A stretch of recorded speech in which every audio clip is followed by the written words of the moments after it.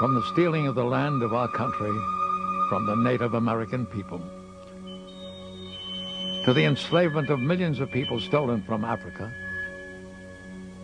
from the conquering of foreign lands and the bleeding of our own workers, to the brutality of today's mass unemployment, homelessness, and poverty, capitalism is not and has never been just humane or civilized.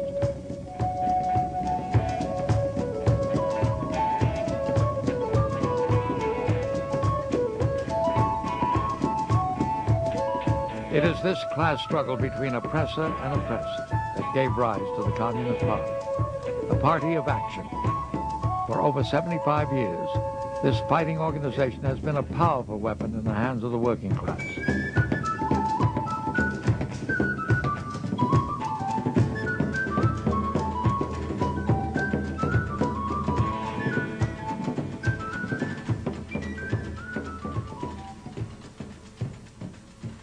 The rich have pushed capitalism to the brink, and after 500 years, capitalism hasn't solved any basic needs of the people. The solution has got to be a socialist system. We initiate struggles, we organize struggles, and we lead struggles, and we have been doing it for 75 years now. The history of this country is full of revolution, so I think the American people have a long revolutionary tradition. The working class has to be the group, the class that fights for socialism, because we're the ones who make the country run. And what happens at the end of the day? They get only a little bit, in a sense, of what they produced, and the capitalist gets everything else. Capitalism is a very insane and unjust system, and therefore doing away with it is a rather a simple, common kind of a task of people getting together and taking over the industry and operating them for their own good. The only thing that we have is our unity and our organization. And racism and sexism are two very powerful weapons of the ruling class that is used to divide working people. We're all people. We should all be united and be able to work together and stay together, because we need one another. We really do. The color of racism is not between black, white, or brown, or Asian, but that color is green, and that's out to make a buck. The ruling class is making bigger profits, and as a matter of fact, it's $120 billion a year from that wage differential. Same thing with men and women. Part of the problem is the capitalist state, it makes a double standard. It says to us as women, you know, you're not a real woman unless you stay home and take care of your kids, right? But if you try to stay home and take care of your kids, then you're, you know, a quote welfare bitch, right? Living off the fat of taxpayers. What's a bunch of bull? Because how can you possibly raise a child on what? They give you $60 more a month? Okay. And for poor women, for women of color, for working class women, this is a major issue. And it's an issue that hasn't been addressed, and it's something that the party has addressed and the party has talked about, that there are these other connections. So by fighting racism, we're fighting for our future. By fighting sexism, we're fighting for our future, because our future relies on our unity. Once we realize that we all the same class, instead of same race or same human race, it's cool. But once they found that we're the same class, then capitalism doesn't have a chance. Why in this morning, my belly's talking I don't understand. And the party initiates struggles and movements that challenges the whole concept of what capitalism is. Monopoly is only in its own interest for greater profits. Where these transnationals can, in fact, move or so-called downsize their operations almost overnight. Not because they're not profitable here, but to enhance their profit, seeking the absolute maximum profit. It's rich keep getting richer and poor keep getting poorer. That's why we have homeless. The corporations and the wealth is destroying the humanity out here and the human behavior of people. So what does the poor do out here? You got a class struggle and a class war out here. Mass layoffs, so that Clinton can talk all he wants to about adding jobs. Most of them are part-time jobs to start with. But in the meantime, while he's talking about adding jobs, the big corporations are laying off tens of thousands, hundreds of thousands. A lot of people have lost confidence in the system completely. And they don't know exactly how to change it. But they do know that the force they were told to fear most has a track record, the communists, in bringing about change and bringing about revolutionary change around the world. In 1919, with the Industrial Revolution still expanding, the Communist Party was founded. This is Chicago. This is where the Communist Party USA was founded. Radical workers from all over this country, from the IWW, from the Socialist Party, from the trade union movement, got together here and formed the party that's really transformed this whole nation.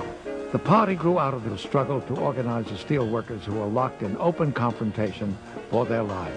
That already set the stage for the party, and that is that William Z. Foster was organizing steel workers in 1919. Unthinkable, unheard of, the ruling class worst nightmare. It was a very militant and a bitter strike, but it was lost.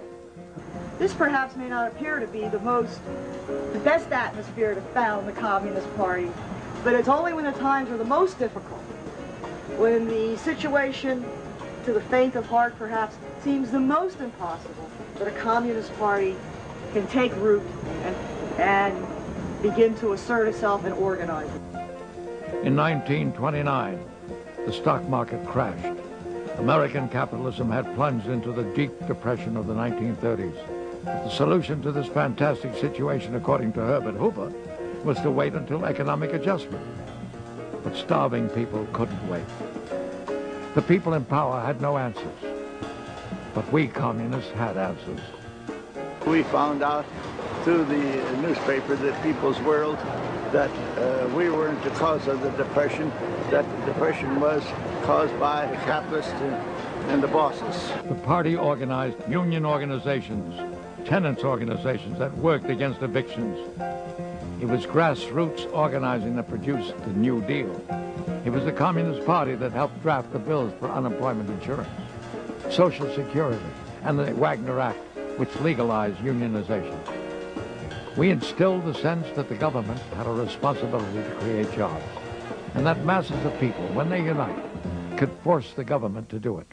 There wouldn't be unemployment insurance or Social Security without the Communist Party. That's a big thing to say, but it's true. Communists had formed the backbone of the drives to organize in basic industry, to organize mines and mills, and farmers, and build the CIO. Communists were the most devoted. They were in the forefront in the ranks of organizing the unorganized. They just didn't know how to get a handle on the steel workers, even to begin talking to them.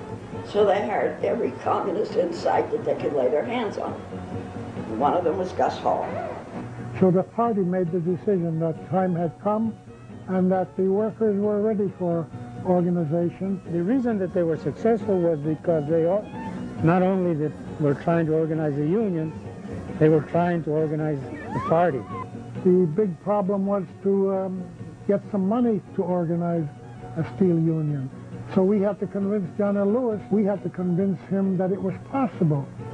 Much of the executive board joined the party. Gus came in when they had the SWOC, and most of the organizers joined because party guys were the most effective fighters. There was finally a strike called in Little Steel in 1937. Our party played an important role there. On Memorial Day, there was a picket line in which the police attacked the picket without any provocation.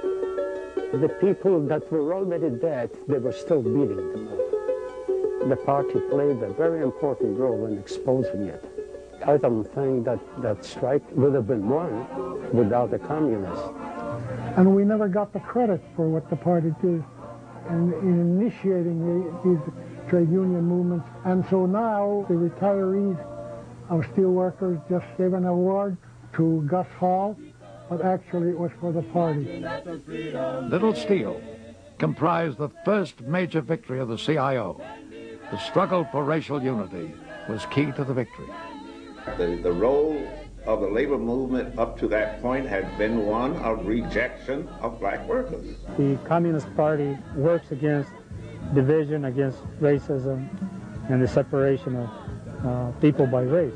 Before the Civil Rights Movement, the party had an idea that you can't unite, for instance, the workers in trade unions without a struggle against racism. That's very dangerous in the eyes of the corporations, and they utilize it to divide. It was in the white workers' interest to get black workers to also want to join the union, because that would give them added strength to make demands against the bosses. That gave us success, and we literally united the trade union movement, the steelworkers in the South. During this period, the party reached mass proportion. Tens of thousands of mostly working-class people, black, white, and brown, joined the Communist Party and the Young Communist League. When I joined after the Amsterdam strike, I joined with 2 or 3 others of the strikers, but I didn't consult my husband about it. He didn't know about it. One of his friends told him, "Did you know what your wife was doing?" Well, she's joined the party. Soon after that, he did join the party. He didn't tell me. I found out about it, too.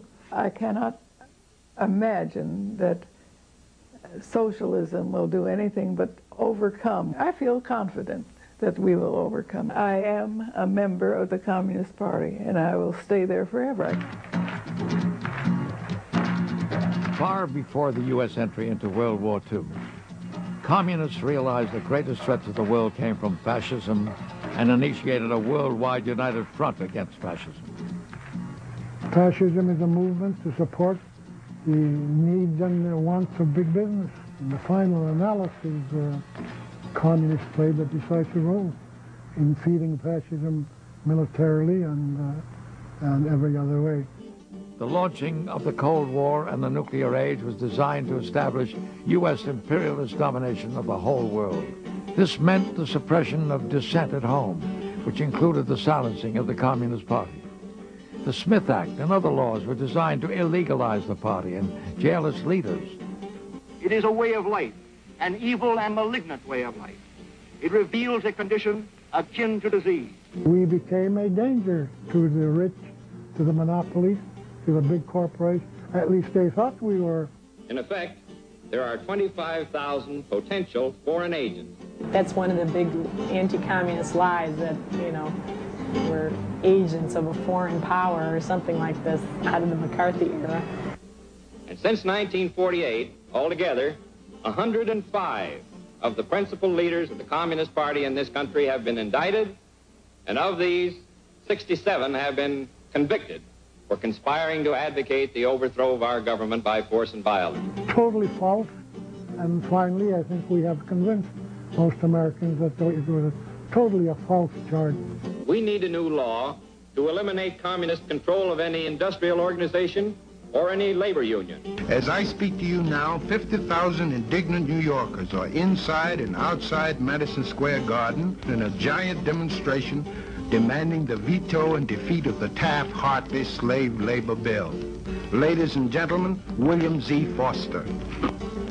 The Wall Street monopolists, with their Taft-Hartley bill, are trying to split and devitalize and hamstring the trade unions. The Taft-Hartley bill, moreover, would drastically limit the workers' right to strike. It would authorize the president to break national strikes. It would permit employers once again to use strike-breaking injunctions. Wall Street, with its fascist-like Taft-Hartley bill, also wants to kill the Communist Party. But they will fail in this as in their other